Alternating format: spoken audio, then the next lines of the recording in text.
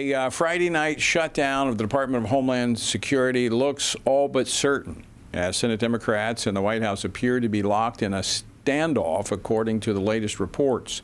Joining me now to talk about this and more is Senator Tommy Tuberville of Alabama, who serves on several Senate committees, including the Armed Services Committee.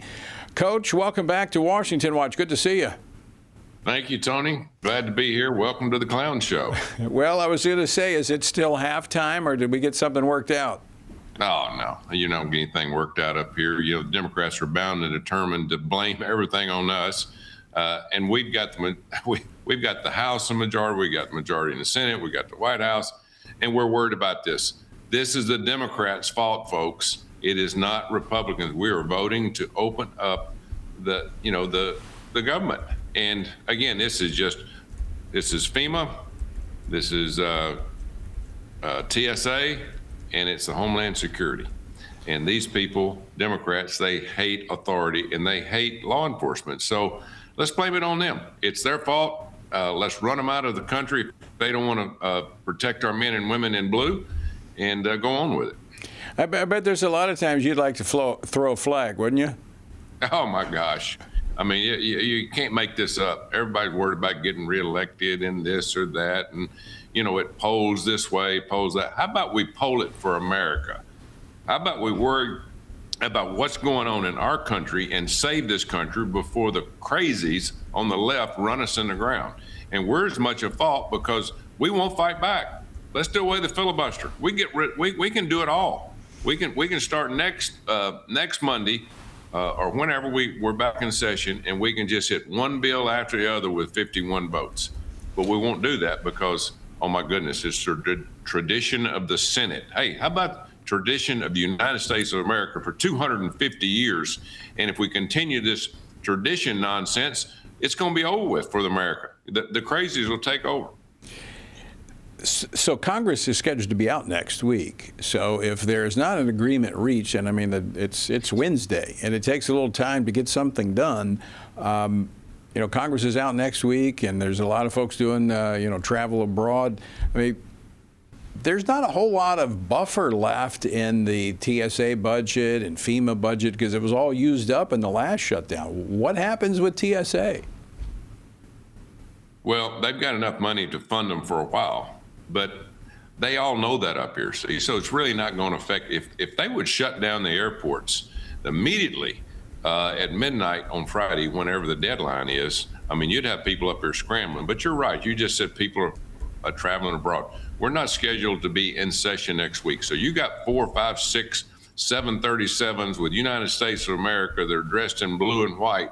They're getting ready to take off as soon as they can with House members from both sides, senators from both sides going to Munich, Germany to the Globalist Security Conference. I've been to it a couple of times. It's a disaster. Those people over there, they're so woke they can't walk straight. And what's happening is, they just want to get out of town. Hey, let's close the government down, but when we close it down, let's shut the airports down and see how long they last. Yeah. Just let me get home first. Okay. Let me get home first.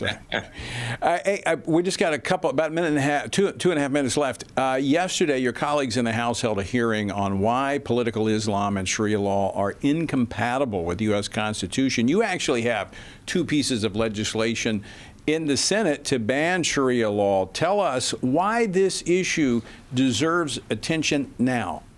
It's one of the number one things going on. The first thing we got to do, by the way, is we got to change the voting bill. We've got to get voter ID. If we don't do that, it's not going to make any difference because they're going to cheat us out of all kind of seats this coming November because they can't stand them not being in power. But the Muslim community has come to this country, the third world group that they don't want to assimilate. They want Sharia law. They want to read the Quran. They want to go by the Quran. And it doesn't work in our country. And folks, we are not changing for a third world group of people coming here that it's not a religion, it's a cult. And they are coming and taking over very, very quickly.